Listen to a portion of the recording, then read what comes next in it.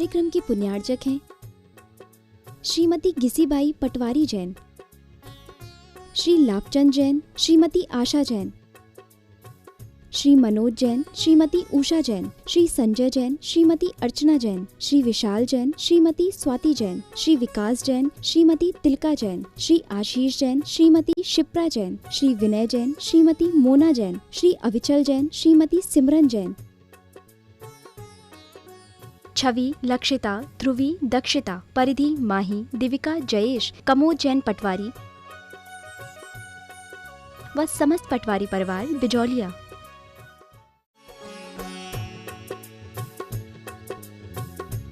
परम पूज्य मुनि श्री निष्काम सागर जी महाराज की जय। अशोकनगर से निर्मल जैन मिर्ची इनकी जिज्ञासा है महाराज श्री के चरणों में। त्रिवार नमोस्तु। महाराज से मेरी जिज्ञासा है कि सौधर्मेंद्र के कार्यकाल में 40 नील सची मोक्ष चली जाती हैं, तो महाराज श्री पुण्यशाली ज़्यादा सौधर्मेंद्र माना जाएगा या सची का जीव? कृपया समाधान कर। सची का जीव इसलिए क्योंकि मोक्ष जाने की अपेक्षा सचियों को सौधर्मेंद्र से पहले मोक्ष जाने का मौका मिल रहा है, और सौधर्मेंद्र भी जो है वो भी मोक्ष जाने का तो नियत हो ही गया उनका।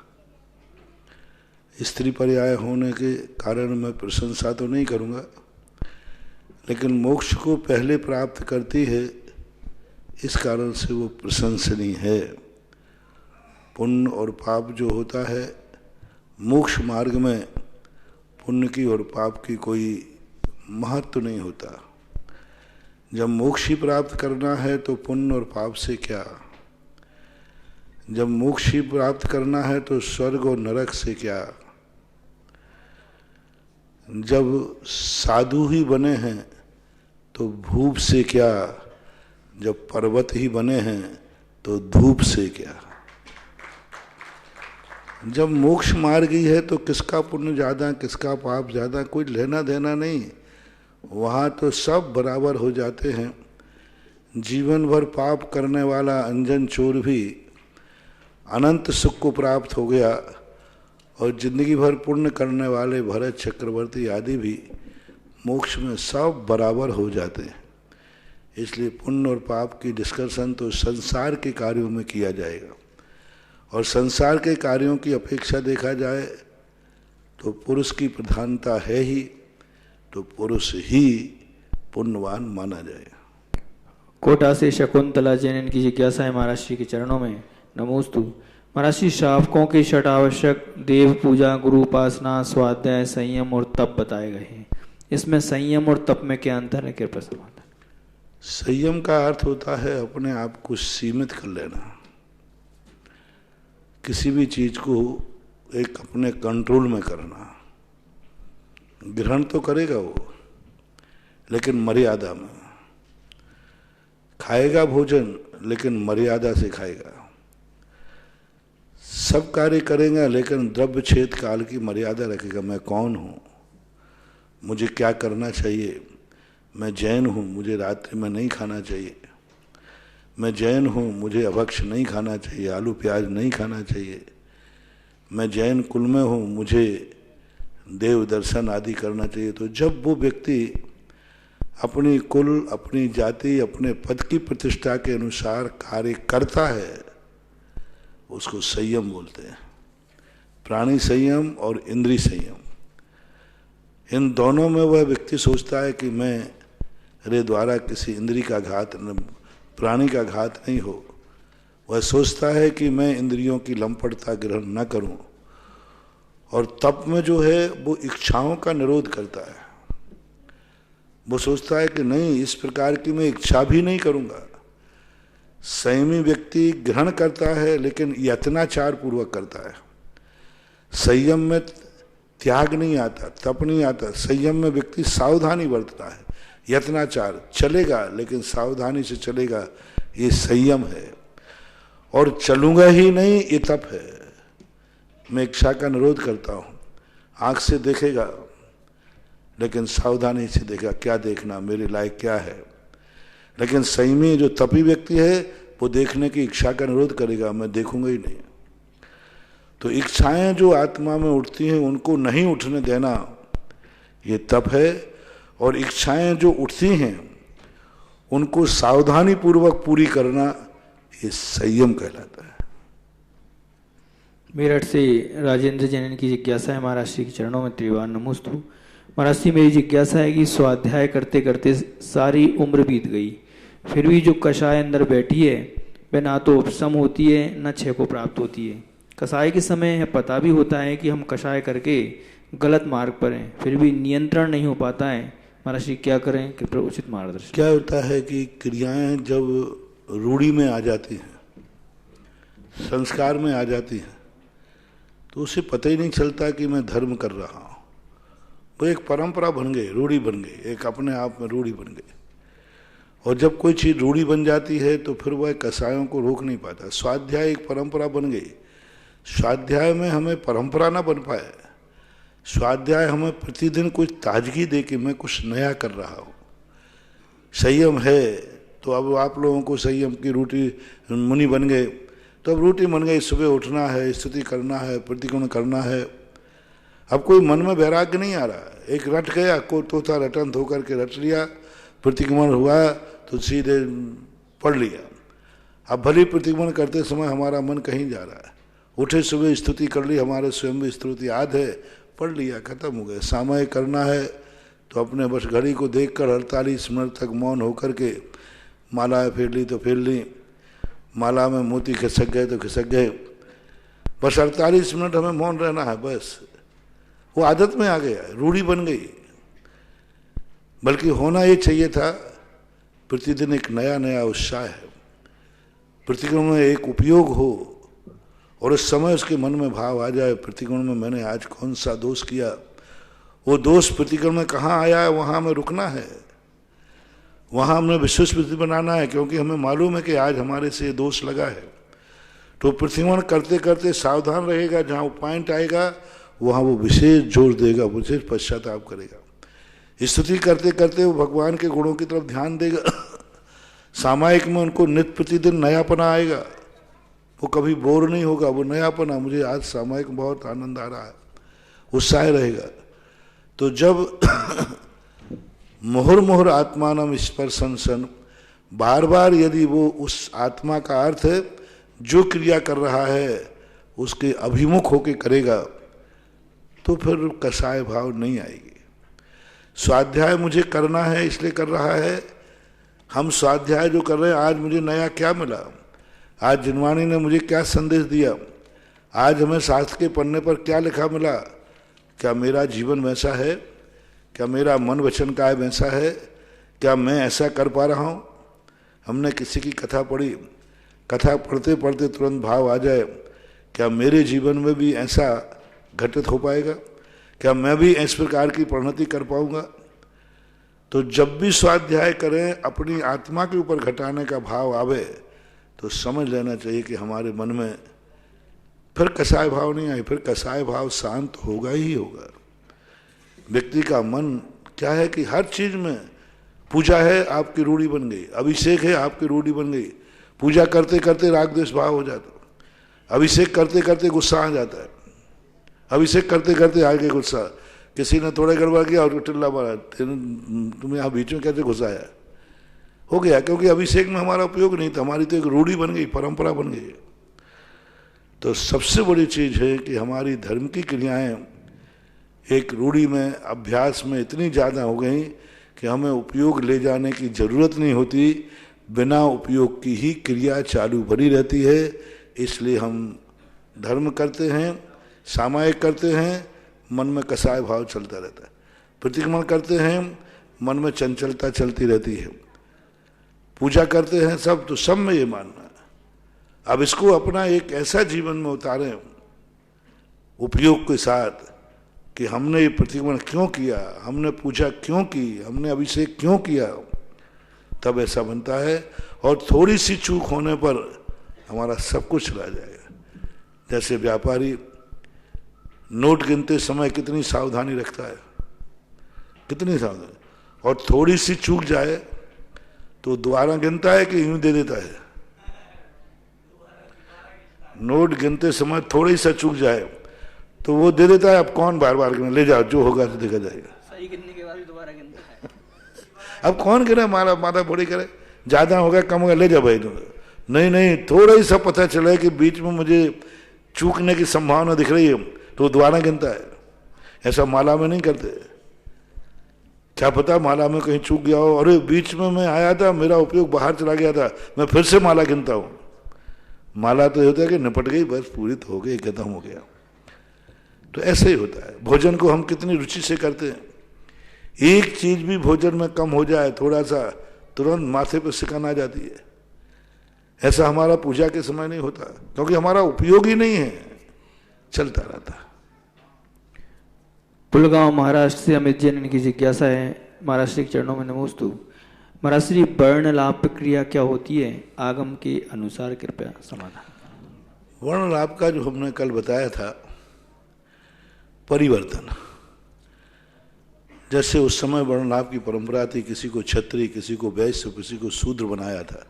धर्म नहीं बदला था, धर्म सबका एक ही था, सबके एक ही देव थे, एक ही गुरु थे, एक ही शास्त्र थे। और उस समय सब उच्चगोत्री थे, ऋषभदेव के समय सब उच्चगोत्री थे। मात्र कर्म बदला था, वर्ण बदले थे कि तुम ये कर्म करोगे तो इस वर्ण वाले। आगे जाकर के यदि कोई परिवर्तन करना चाहे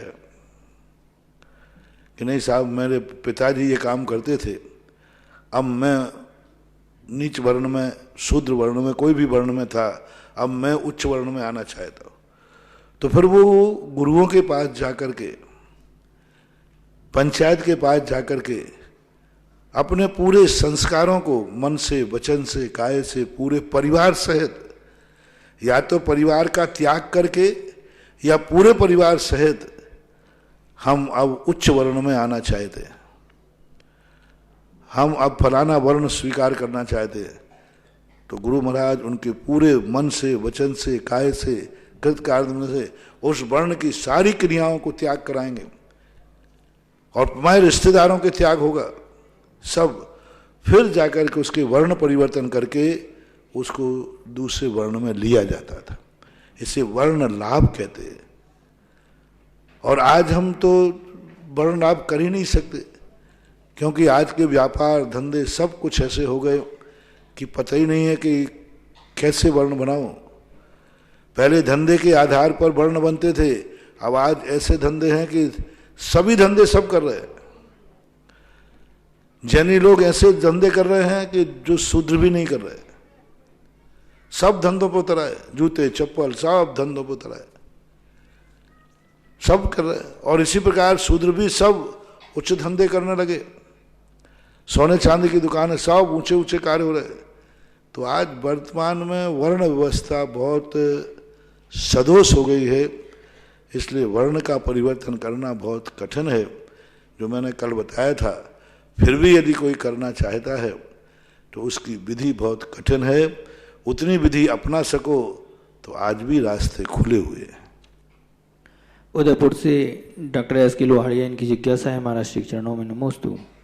महाराज श्री, मेरी जिज्ञासा है कि वर्तमान में कोरोना के फैलने की आशंका को देखते हुए जैनागम के अनुसार अभिषेक क्रियाओं और गंधोदक ग्रहण करते समय हम लोगों को क्या सावधानी रखनी चाहिए, कृपया सवाल। पहली बात तो देखो, अध्यात्म को इतना, आध्यात्मिक आत्मा का धर्म है और शरीर का धर्म अलग होता है। मुनिराजों को भी वायरस होता है, मुनिराजों को भी कोढ़ निकले, मुनिराज को भी महाबीमारियां हुई हैं, ऐसी बात नहीं है। महान महान तद्भव मोक्षगामी जीव, ये अतिशय को अलग चीज होती है, अतिशय घटित हो जाते हैं। कई बार ऐसे अतिशय घटित हुए कि शेर आया शांत हो गया, लेकिन ऐसे मुनिराज भी थे जिनको शेर खा गया और मोक्ष प्राप्त किया। ऐसे अतिशय भी तो हुए जहां महाराज आते हैं तो 6 ऋतु के फल आ जाते हैं। ऐसे भी तो भावलंगी संत हुए जहां रहने पर 12 साल का अकाल भी पड़ा है। भद्रबाहु स्वामी 12 साल का अकाल पड़ा, भावलिंगी संत थे। हम गुना के अंदर थे तो बजरंगगढ़ के अंदर, बहुत पहले की घटना, अब तो ठीक ठाक हो गया। वहां एक क्षेत्र बना रखा था, कि एक पेड़ के नीचे महाराज बैठे, बोले ये भावलिंगी संत हैं क्योंकि पेड़ हरा हो गया। और एक सूखा पेड़ था, उसके नीचे महाराज का चित्र बनाया, बोले ये द्रव्यलिंगी संत हैं। और मैंने कहा, मैं जब उस समय गया, बहुत पहले की घटना है, सन तो मुझे ध्यान नहीं है, 88-90 की लगभग घटना। तो मैंने कहा इतना सरल भावलिंगी द्रव्यलिंगी का मंत्र मिल गया। सूखा पेड़ देखो और मुनि को लाओ एक एक को, चल द्रव्यलिंगी, हरा हो गया तो भावलिंगी। और मैंने कहा ये थर्मामीटर में तो सारे भावलिंगी मुनि राजमान। फिर मैंने वहां 3 दिन प्रवचन दिया। मैंने कहा भाई, और वो लोग सब सुनने आते थे मेरा प्रवचन, जो वहां के व्यवस्थापक थे, मैनेजमेंट थे, जो भी थे। तो उन्होंने कहा महाराज जी ठीक है, देखो शास्त्र में लिखा है 6 ऋतु के फल आते, शास्त्रों में लिखा है कि कुत्ते शांत हो गए, बैर शांत हो जाता है। जिन मुनिराज को देखकर बैर बढ़ जाए वे द्रव्यलिंगी, और जिन मुनिराज को देखकर बैर शांत हो जाए वे भावलिंगी। तो मैंने कहा कि अपन बीच में मत आओ, क्योंकि अपने बात तो ये सब घटे थे, अपन को तो बैरी भी है मेरे बहुत। तो जब अपन फंसने लग जाओ ना, तो कोई बड़े आदमी को सामने कर दो। तो मैंने कहा सबसे बड़ा आदमी कौन है, जिसको बैरी का बैर देख करके बैर भड़का हो। तो तुरंत पारसनाथ कहते मुझे आगे कर दे। तो मैंने पारसनाथ को आगे कहा, मैंने कहा ये बताओ पारसनाथ, मुनि अवस्था में द्रव्यलिंगी थे कि भावलिंगी? मैंने तीर्थंकर मुनि दीक्षा लेते भावलिंगी होते कि द्रव्यलिंगी? बोले भावलिंगी। तो कमठ ने महाराज को देख करके उसका बैर शांत क्यों नहीं हुआ, बैर क्यों भड़का? मैं तो कहूंगा पारसनाथ द्रव्यलिंगी। कमठ का बैर भड़का, पारसनाथ को देख के भड़का, शांत चित्त था, आकाश में जा रहा था, भड़क गया। फिर मैंने कहा कि भाई सुकौशल महाराज तो मोक्ष गए, उनको शेरनी ने देख करके बैर भड़का था कि शांत हुआ था? सुकुमार मुनि, गजकुमार मुनि, 5 पांडवों का जो भावलिंगी थे, देख करके बैर भड़का। क्या करोगे इनको? और अकाल की तुम बात करते हो तो भद्रबाहु स्वामी यहां पर 12 साल का अकाल पड़ा, यहां बने रहते तो अकाल तो नहीं पड़ता, लेकिन उनको जाना पड़ा। मैंने कि भाई ये घटनाएं जो होती हैं अतिशय कहलाते, चमत्कार कहलाते, कुछ कदाचित ये घटनाएं घटती हैं, इनको थर्मामीटर नहीं बनाया जा सकता। इनको थर्मामीटर बना लोगे तो बहुत बड़ी नुकसान और हानि हो जाएगी। अतः हमें ये देखना चाहिए कि इनकी परिणति किस रूप में है, कैसे रूप में उनको स्वीकार किया जाए। तब कई बार ऐसी भूलें हो जाती हैं। फिर बाद में कमेटी ने वो चित्र मिटाया और अब तो बजरंगबली कुछ अलग हो गया। फिर लोगों ने मिटाया कि मैंने कहा भाई इतनी बड़ी भूल मत करो, अन्यथा बहुत बड़ी दुर्घटना घट जाएगी, और नहीं तो ना जाने कितने लोग क्या क्या रूप में आगम ही झूठा हो जाएगा। तो ऐसी कई बार बातें हो जाती हैं, ऐसा ध्यान रखना चाहिए। अशोकनगर से संयम निर्मल जैन की जिज्ञासा है, महाराज श्री चरणों में नमोस्तु।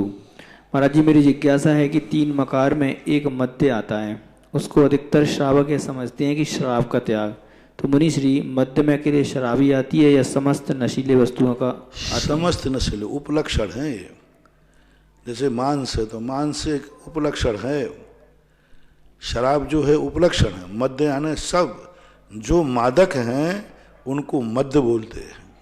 तो सब आएंगे, गुटखा से लेकर के शराब तक सब मध्य के अंतर्गत आते हैं।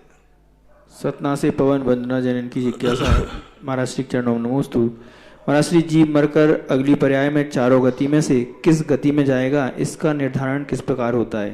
क्या आयु के निश्चय से निर्धारण होता है, क्योंकि गतिबंध तो हमेशा होता रहता है? कृपया समझाएं। अपने ज्ञान का विषय नहीं बन पाएगा। अवधि ज्ञानी या केवल ज्ञानी इसको बता सकते हैं। अपना तो यही है कि हमारे परिणाम अच्छे हैं, हम अपने परिणामों को पकड़ सकते हैं और परिणामों को पकड़ करके पर लगा सकते हैं कि हमारी गति क्या होगी। दूसरे की यदि लगाना है तो दूसरे की लगाने का एक तरीका है कि जब कोई मर जाए, तो मैं आगम से नहीं बोल रहा हूँ, एक बाहरिक रूप से बोल रहा हूं। पड़ोसी से जाके पूछना, बताना उसको कि फलाने व्यक्ति मर गया है। यदि पड़ोसी व्यक्ति खुश हो जाए, अच्छा वो मर गया, शांति है, समझ लेना दुर्गति गया है। पड़ोसी गया, अच्छा वो मर गया, ओहो मेरा पड़ोसी तो देवता था, उसी के भरोसे था, समझ लेना वो सर गया है। मोहल्ले से पूछ लेना, मोहल्ला सारा खुश हो जाए, बोले वो मर गया, अरे बड़ी शांति हो गई, शाम को शराब पी के आता था, सारे मोहल्ले में भय फैलाता था, मर गया, अब शांति रह जाएगी मोहल्ले में। तो ये बाह्य साधनों से तो हम चरणान योग से ऐसा अंदाज लगा सकते हैं, लेकिन कर्म सिद्धांत का जो विषय है कि गत्यागति कैसे होगी, क्योंकि वो क्षणवर्ती परिणामों पर आश्रित है।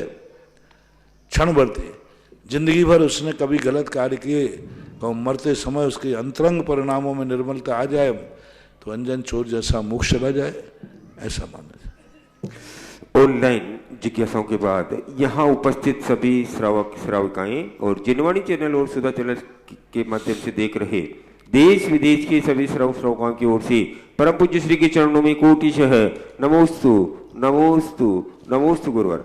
आज की प्रथम जिज्ञासा के लिए आमंत्रित कर रहा हूँ राजेश जी जैन पनागर और तैयार रहेंगी अलका जी मोदी बिजोलिया।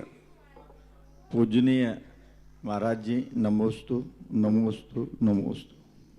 महाराज जी जिज्ञासा है कि पंच परमेश्वरियों में सिद्ध भगवान तो गुण स्थानातीत हैं, अरिहंत 13वें 14वें गुण स्थान में है, फिर साधुओं का गुण स्थान तो नीचे है, फिर भी उन्हें पंच परमेष्ठी में एक इक्वल स्थान क्यों दिया गया है?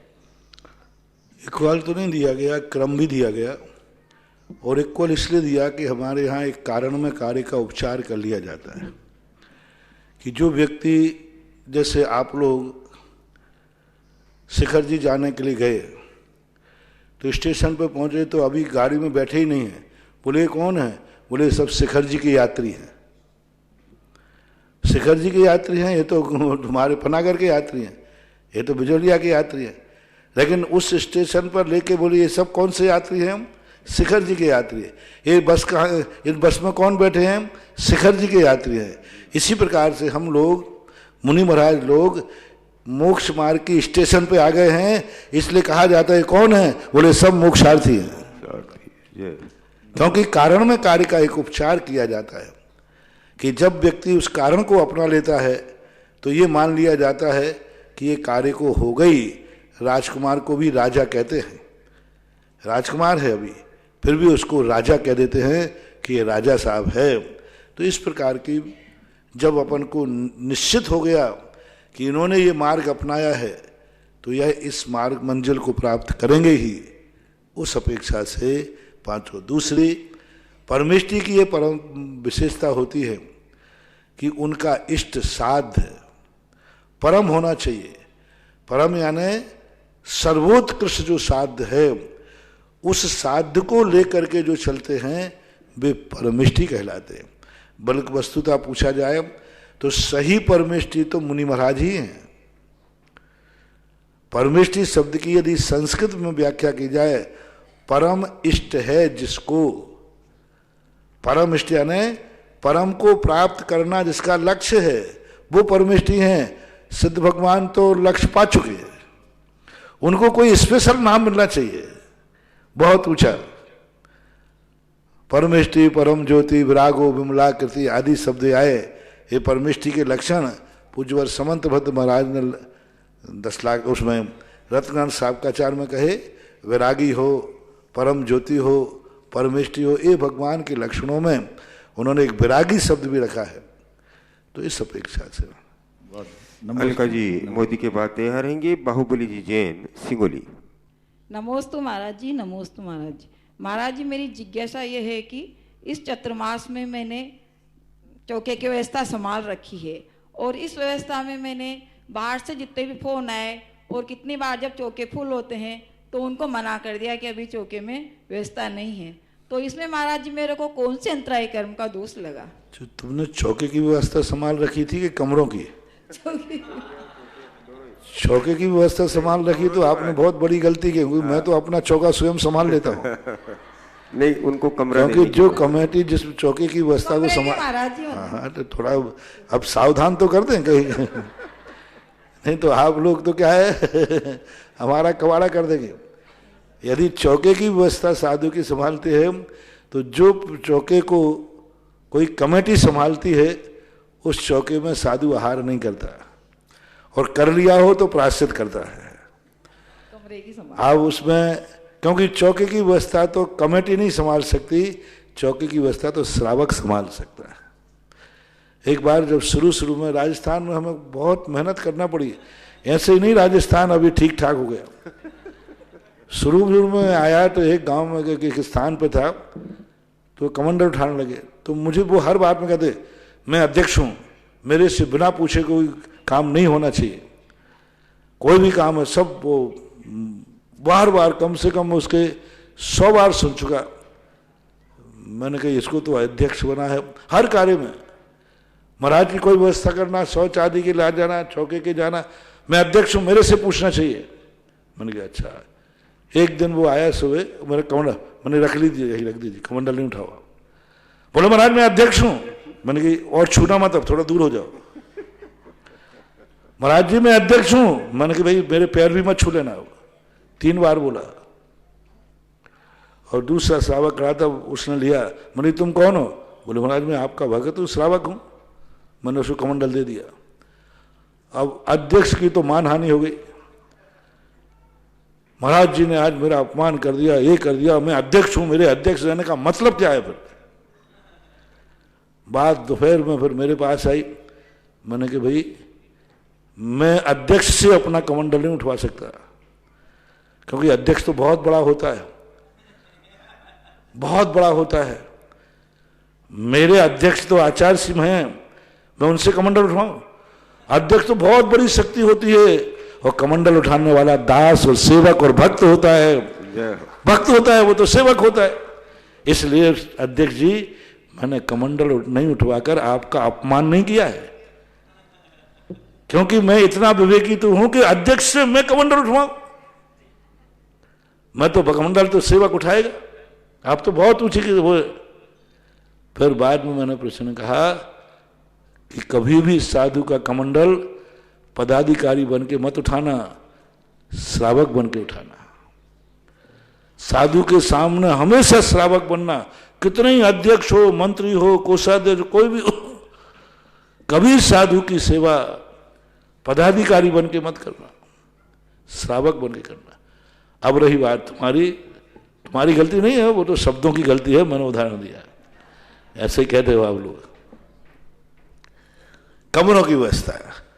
अब कमरे की व्यवस्था जरूर कमेटी को करना चाहिए, वो तो कमेटी का काम है, कोई दोष नहीं है, क्योंकि तुम्हारा भाव उनको रोकने का नहीं है, एक व्यवस्था बनाने का है। कमेटियां व्यवस्था बनाती हैं, हाँ किसी को कसाए बस इसको तो चाहे कुछ भी हो कमरा खाली पड़ा रहेगा, इसको तो हम कमरा नहीं देंगे, ऐसा भाव आए तो अंतराय है। बाकी ये व्यवस्थाएं हैं, बनाना पड़ती है।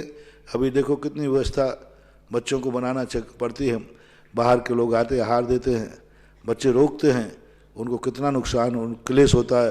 महाराज जी हम बम्बई से आए, हम यहाँ से आए, हम वहाँ से आए, और ये हमें आहार के लिए नहीं जाने दे रहे हैं, तो उनको कितना क्लेश होता है। लेकिन बच्चे उनको फिर भी उनके ऊपर कोई दया नहीं करते। एक कल परसों तो एक व्यक्ति रो पड़ा, पर बच्चों ने दया नहीं की। उन्होंने कहा चाहे तुम रो चाहे गाओ, मैं इस समय तो दया नहीं करूँगा, क्योंकि उस समय उनका भाव मुनिराज की सुरक्षा करना है। भाव है कि मान लीजिए कोई बात हो जाती है, भाव कितना है। जैसे हमने कहा था ना, एक सैनिक गोली चलाता है दिन भर, बिल्कुल रखता है, वो सैनिक दिन भर हिंसा का भाव करता है, लेकिन आज तक सैनिक की कभी दुर्गति नहीं होती।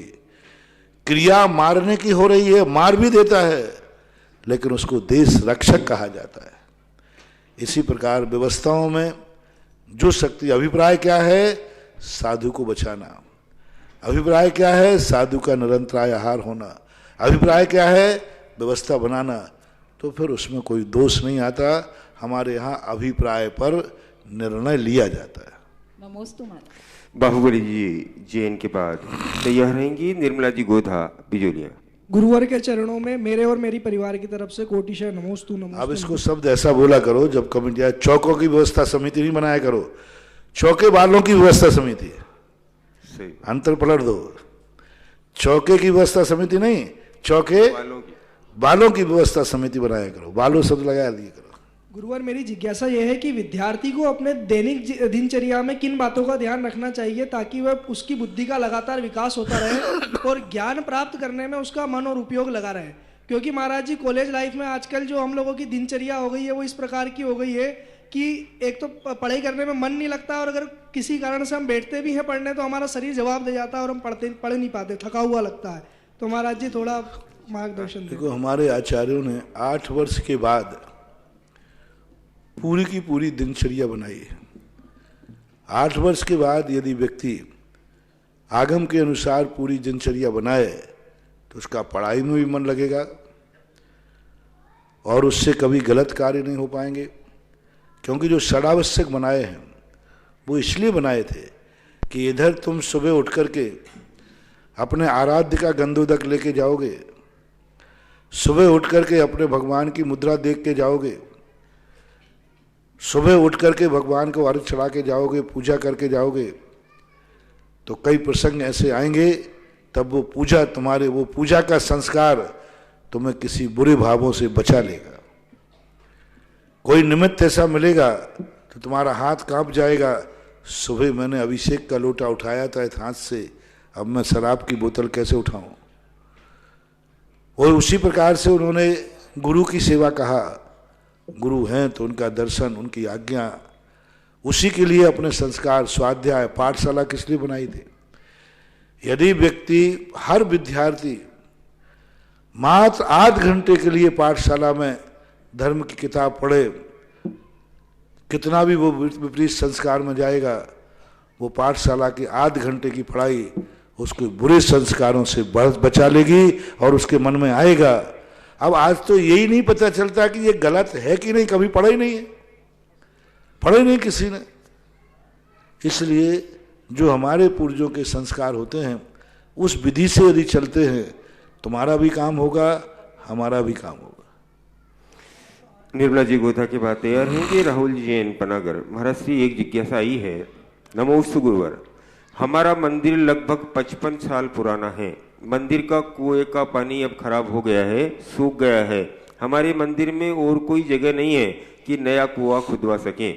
कई बार कुआं साफ करवा लिया गया पर कोई हल नहीं निकल रहा है।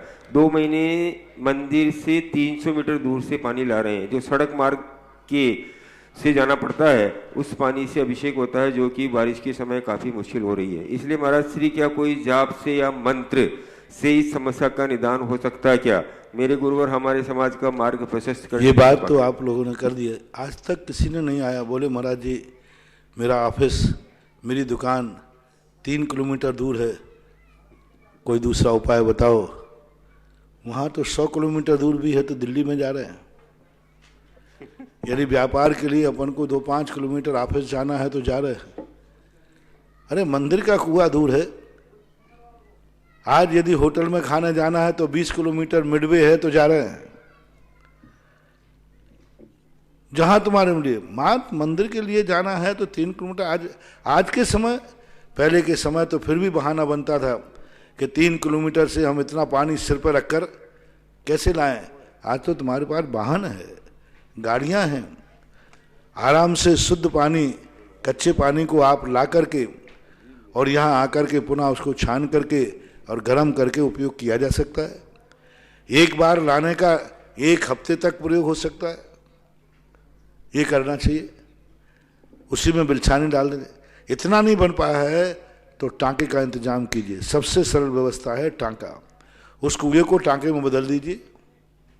जहाँ कुआं है उसको टांके में बदल दो और टांके में बदल के बरसात का पानी इकट्ठा करो और बरसात के पानी से फिर अभिषेक करो मुनियों के आहार के लिए।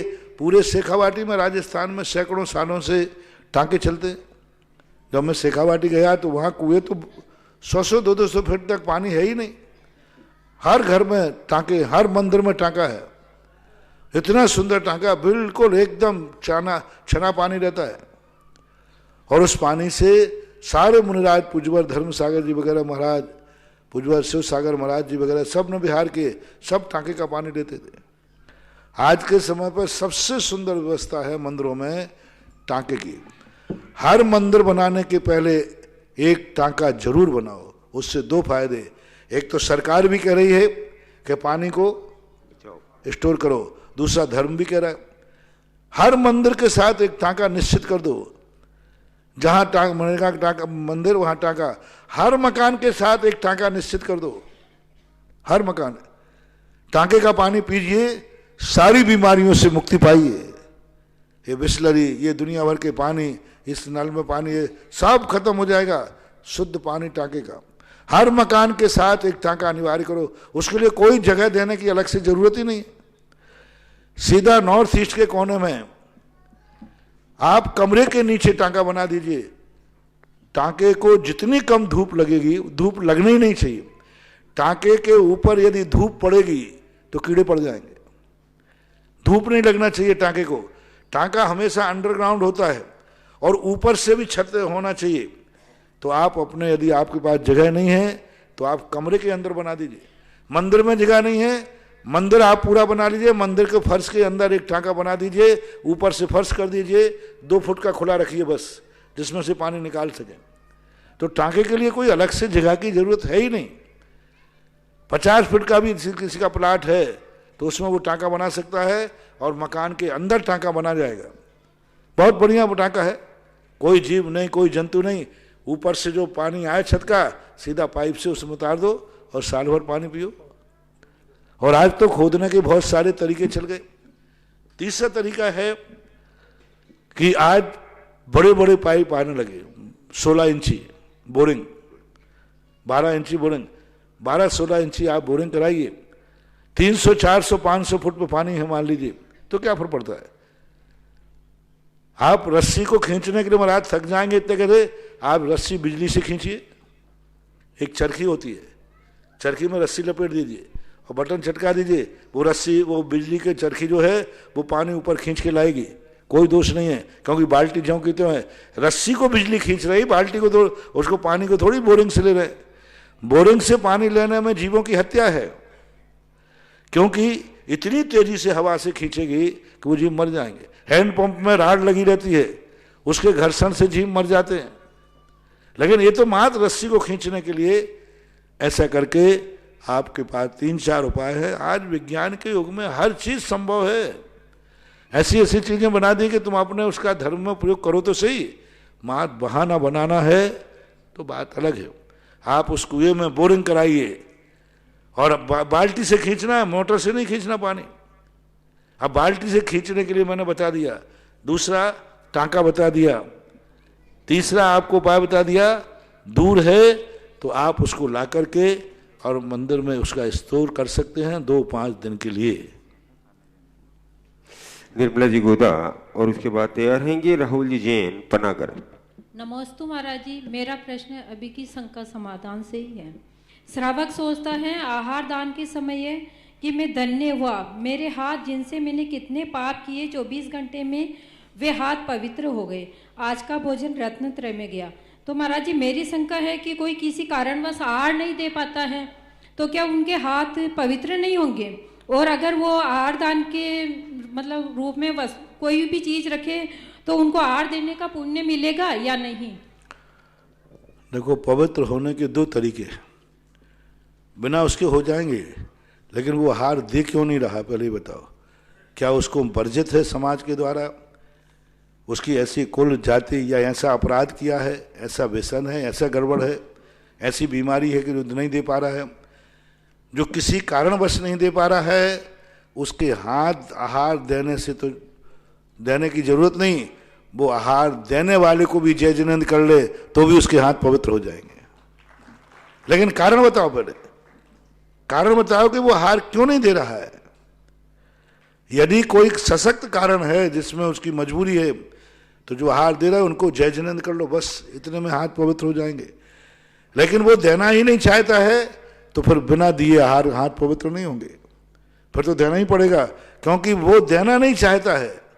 कई लोग कहते महाराज मैं हाथ देना नहीं चाहता हूं, क्यों? मेरी श्रद्धा नहीं है, मेरा विश्वास नहीं है।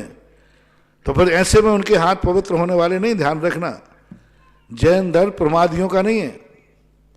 नहीं तो कई मुनि विरोधी हैं, वो यही कहेंगे कि हमारे हाथ कभी पवित्र नहीं होंगे, मुनिराज को नहीं दिया, नहीं होंगे, कभी नहीं हो सकते।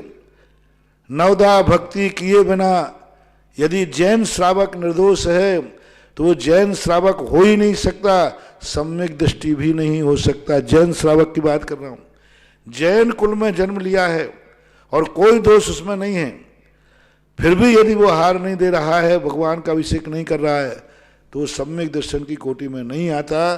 क्योंकि 6 आवश्यक कर्म हैं, उसमें गुरु उपासना भी है। गुरु उपासना का अर्थ यह नहीं है कि मात नमोस्तु करना। गुरु उपासना का अर्थ नहीं है कि मात भगवान महाराज के पैर दबाना। गुरु उपासना का मूल अर्थ है नवदा भक्ति करना ही गुरु उपासना है। एक कंजाइश थे, वो मेरे पास आए, बोले महाराज हाथ जोड़ के खड़े हो गए, नाम नहीं बता रहा हूं, और महाराज जी नमोस्तु। तो मैंने आशीर्वाद दिया नहीं। बोले महाराज जी आप हम लोग मुनि विरोधी कहते हो, अब तो मैं आपके सामने हाथ जोड़ के खड़ा हूं। मैंने कहा जिस ढंग से तुम नमोस्तु कर रहे हो ना, ये नमोस्तु तो हमें चमार भंगी मेहतर भी करते हैं। तुम कौन हो?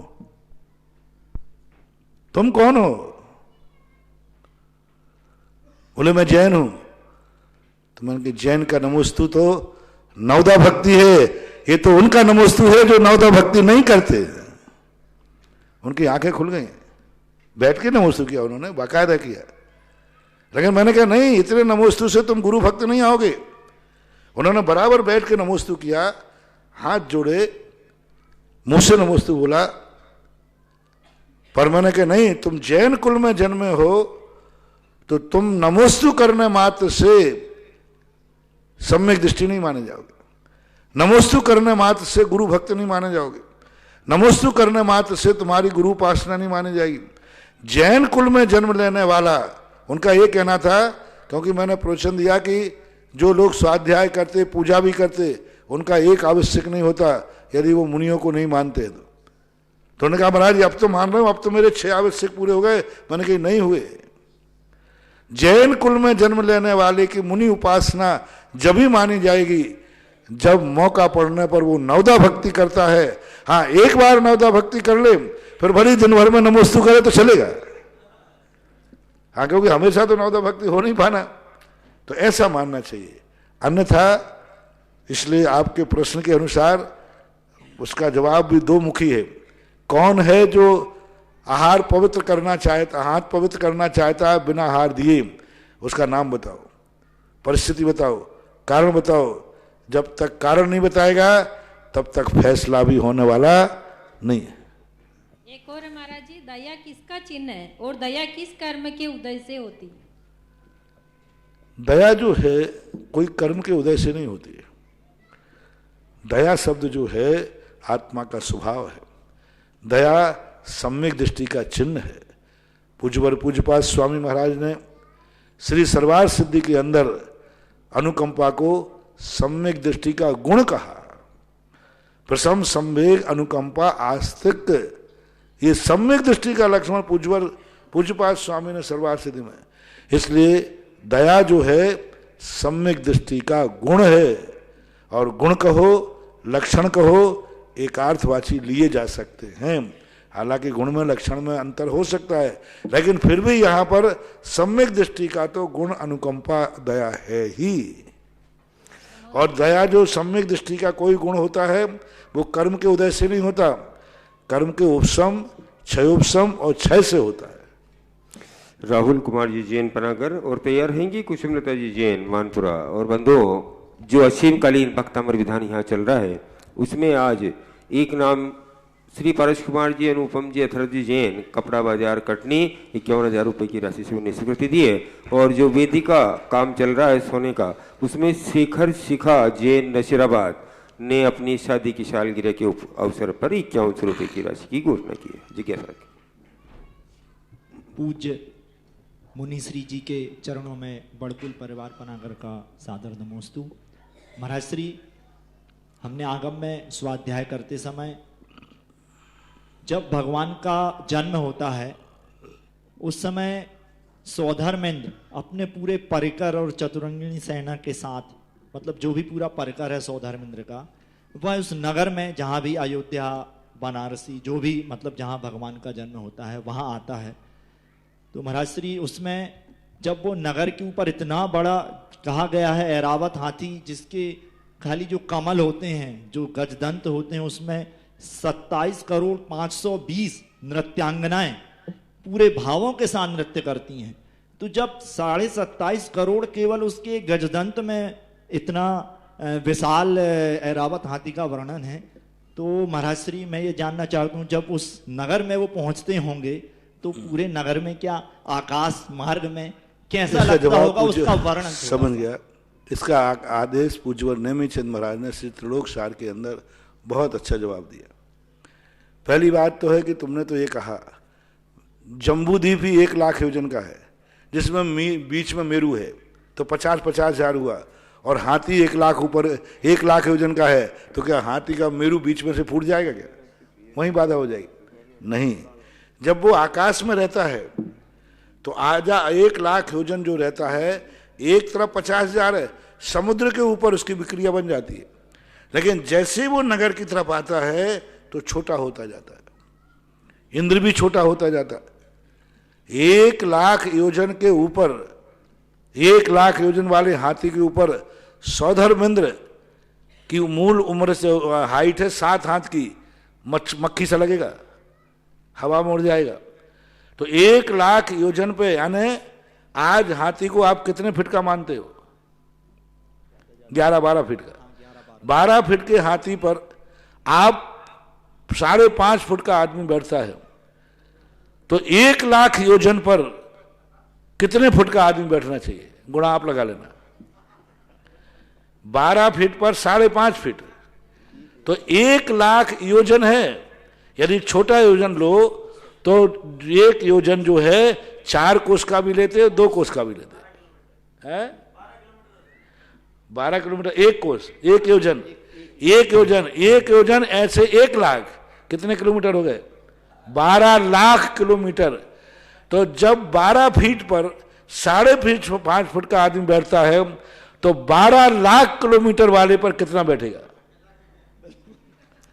तो नहीं, यथार्थ तो उतना बड़ा शरीर करता है सौधर्मेंद्र, यानी 12 लाख किलोमीटर वाले हाथी पर कितना बड़ा आदमी बैठना चाहिए, उतना बड़ा शरीर कर लेता है अपना, उतना बड़ा शरीर करके और बैठता है उस पर। जैसे जैसे नीचे आता जाता है तैसे तैसे सब उस हाथी का भी, सौधर्मेंद्र का भी शरीर वो छोटा करता जाता है। अणिमा महिमा नाम की विक्रिया होती उनके पास। जब यहां आता है तो महावीर स्वामी तो 7 हाथ के थे, और पावापुर जहां कुंडलपुर में जन्म लिया वो तो छोटा सा स्थान था, द्वारका 12 योजन की थी। तो वो हाथी नीचे आते आते अपना रूप छोटा कर लेता है। उसी प्रकार नृत्यांगनाएं भी अपना रूप छोटा करती जाती है। इतनी सी बन सकती है, 1 इंच की भी नृत्यांगना बन सकती है, 1 इंच की। कितनी छोटी विक्रिया कर सकता है देव? अंगुल के असंख्यात में भाग प्रमाण, छोटी 1 इंच की तो मैंने ज्यादा बोल दिया। ये पोरा है ना, इस पोरे के असंख्यात टुकड़े करो, इतनी छोटी विक्रिया कर सकता है। मुनिराज को जब विक्रिया रिद्धि प्राप्त हो जाती है तो सबसे छोटी विक्रिया कितनी करते हैं? मेरू पर्वत की चूल का, जहां सौधर्मेंद्र का विमान और मेरू में 1 बाल का अंतर है, 1 बाल का। कितना अंतर है? उस 1 बाल के बीच अंतर में सामायिक करके आ जाते हैं, यानी कितनी छोटी विक्रिया की। 1 बाल का तो अंतर है ही, उसमें भी सामायिक करके आते हैं, फिर भी उनका सिर विमान से टच नहीं होता, विक्रिया इतनी छोटी हो जाती है। तो वे सारी देवांगनाएं वगैरह जैसे नीचे आती हैं, छोटी छोटी होती जाती, छोटी होती जाती हैं। जो यहाँ का हाथी होता है, जिस समय जो उसके हाथी का आकार हो जाता है, एक बात। दूसरी बात, हाथी को कभी वो अयोध्या में नहीं उतारता। हाथी को आकाश में छोड़ के आता है। पूज्यवर जिनसेन स्वामी महापुराण अयोध्या के ऊपर आकाश में ही हाथी को छोड़ करके और वहां से वह विक्रिया के माध्यम से चल करके नाभि राय के दरबार में पहुंचता है। तो ये दो कथन के अनुसार लगा लेना चाहिए, ये देवों की विक्रिया है। कुसुम लता जी जैन के बाद तैयार रहेंगे जम्बू जी जैन विजय। आजकल के मानव जाति में जो ये सौंदर्य प्रसाधन की क्रीम वगैरह और डीओ क्या दोनों तरफ से दोष है। आज सारी जितनी क्रीमें हैं प्राय हिंसक बनती है, जीवों की चर्बी से बनती है। तो जितनी महंगी क्रीमें होती हैं और आजकल उसमें लिखा रहता क्या क्या डला है, यदि किसी जीव का कलेवर चर्बी आदि कोई भी डली है तो उस क्रीम को लगाने वाला व्यक्ति ना तो आहार देने का पात्र है, ना मंदिर में आने का पात्र है, ना जिनवानी छूने का पात्र है। वो कुछ कर ही नहीं सकता, वो क्योंकि मांस का स्पर्श जिस शरीर से हुआ है वो कभी शुद्ध हो ही नहीं सकता। अब रही बात कुछ प्रसाधन के साधनों का, तो शुद्ध जो शाकाहारी प्रसाधन होते हैं उनका वर्णन शास्त्रों में आता है। शास्त्रों में भी पहले के लोग भी श्रृंगार करते थे, लेकिन वो अहिंसक होते थे। श्रृंगार का वर्णन मिलता है, सौंदर्य का वर्णन मिलता है, 16 श्रृंगारों का 14 श्रृंगारों का वर्णन मिलता है, और ऐसे सुगंधित लेपों का वर्णन मिलता है जिसे उपटन बोलते थे। तो शरीर के प्रति श्रृंगार करने की परंपराएं तो प्राचीन काल से रही हैं, लेकिन हिंसक साधनों से श्रृंगार करना बहुत बड़ा दोष है, नहीं करना चाहिए। जम्बू जी जैन के बाद तैयार रहेंगी सपना जी जैन गुना। और महाराज श्री कल एक तान्या जैन के नाम से जिज्ञासा हुई थी, वो गलत फहमी में वो जिज्ञासा हो गई है। तान्या ने उसके लिए माफ़ी मांगी है क्योंकि वो परिवार बहुत धार्मिक और परम पूज्य से जुड़ा हुआ परिवार है।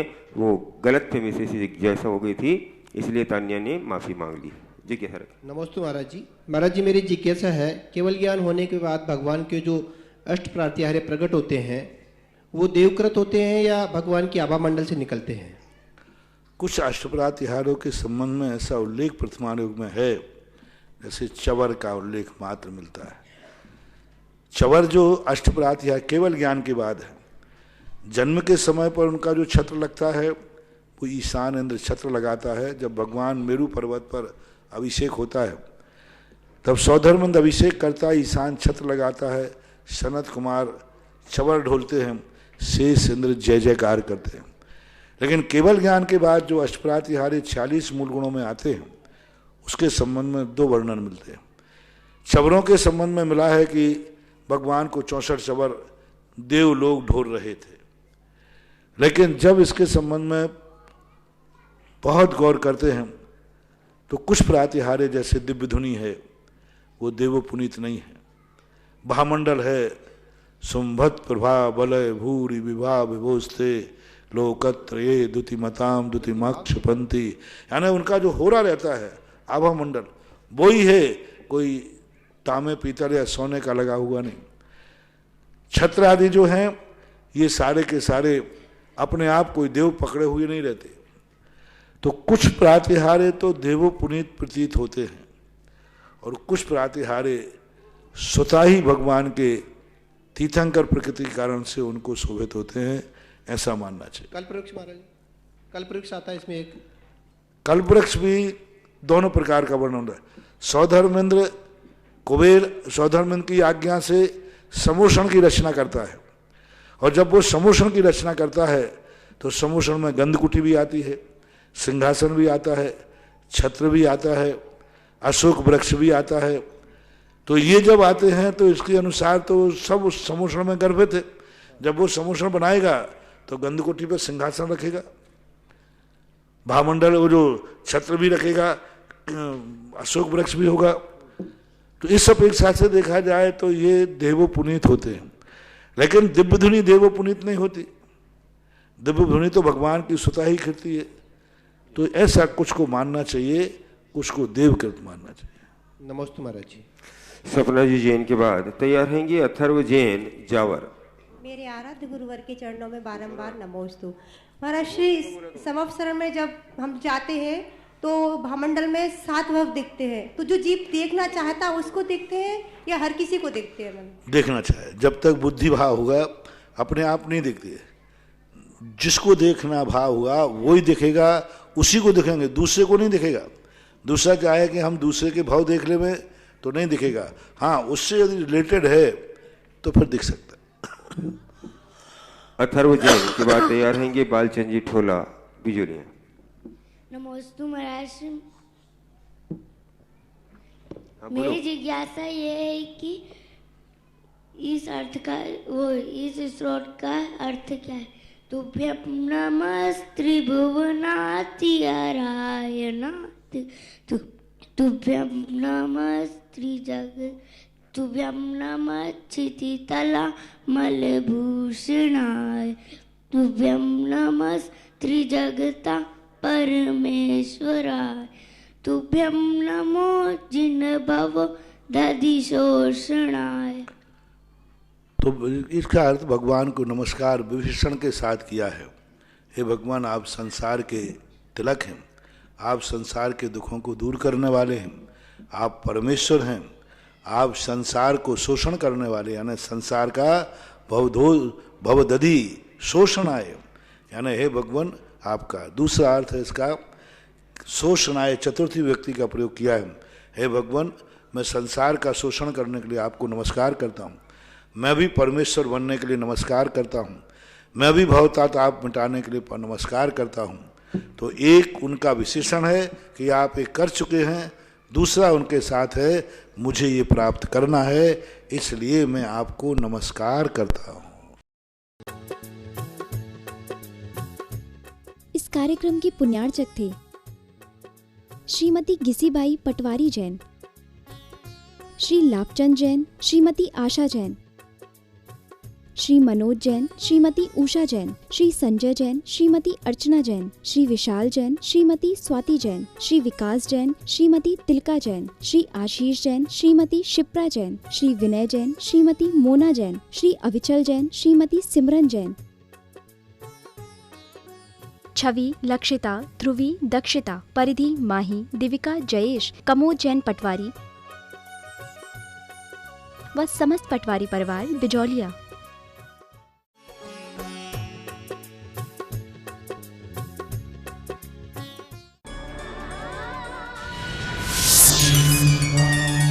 श्रीमद जिनेन्द्र 1008 वासुपूज्य भगवान जिनबिंब पंच कल्याणक प्रतिष्ठा महामहोत्सव एवं विश्व शांति महायज्ञ 10 से 15 अप्रैल तक। सानिध्य प्रज्ञा श्रमण बाल योगी मुनि श्री अमित सागर जी महाराज सत्संग, गढ़नी आरिका रत्न श्री सुभूषण मती माता जी सत्संग एवं आरिका श्री प्रशांत मती माता जी संघस्थ साधु वृंद। स्थान श्री 1008 वासुपूज्य दिगंबर जैन मंदिर, संतोष नगर, गायरी आवास, उदयपुर, राजस्थान। भक्तजन जन्माभिषेक कलश कर पुण्यार्चन करें।